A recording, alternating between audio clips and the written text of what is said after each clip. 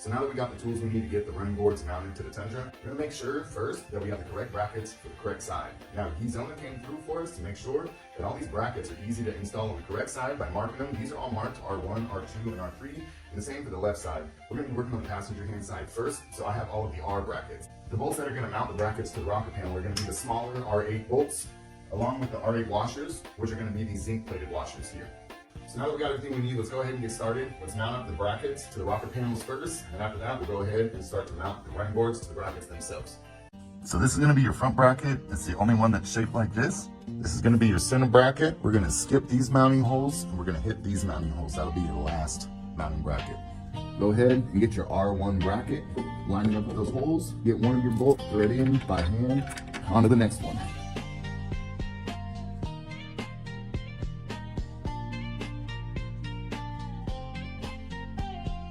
Now that we got the brackets mounted to the rocker panel, we're gonna go ahead and lift up the running boards and mount those to the brackets. Now don't forget, we didn't tighten down any of the bolts, and we won't until we get the other side done. Once we get both sides done, we're gonna go ahead and torque the brackets to the truck at about 15 pounds of torque, and then we're gonna torque the running boards to the brackets at about 31 pounds of torque. So let's go ahead and get these running boards lifted up, and we'll go and mount them to the brackets so we can get on and move to the other side. You get a washer, a lock washer, and then you put your bolt on.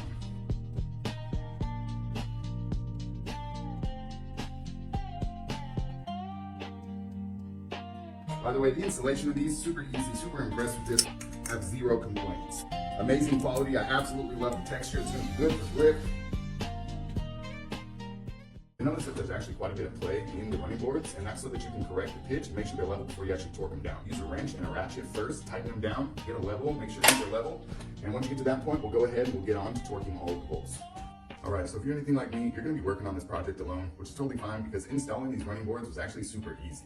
I would rate the ease of installation a 10 out of 10 for sure, without a doubt. With that being said, we're gonna go ahead and get these running boards pinned up into a level position like I did here. And that way you don't have to get underneath and start finessing this around trying to keep it level while you're tightening bolts, because it's just not really possible. So go ahead and brace this up, get it level, then let's go ahead and get underneath the Tundra and start tightening up these bolts. All right, get your size 13 millimeter. And first tighten down the bolts to the rocker panel. Size 16 socket, and we're going to tighten down the running boards to the brackets. So there it is, another DIY project down. We finally got these running boards mounted to the Tundra. You guys should be ready to move forward with torquing down all your bolts, and I've already went and done mine, but if you don't have a torque wrench, it's totally fine. You guys will be able to get this job done with just the tools that you've already been using.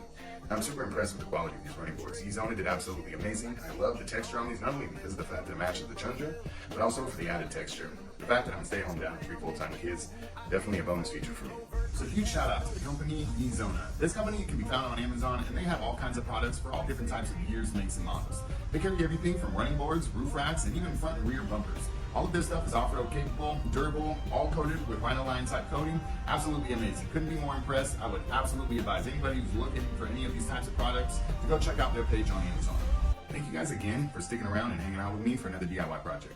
If this video helped you out at all, go ahead and give it a like and save it to one of your favorites. If you know anybody going through the same process, go ahead and send this video to them. It helps the channel out a lot, and I really appreciate it.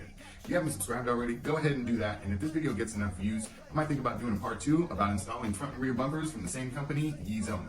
Thank you guys again. You guys have a wonderful day.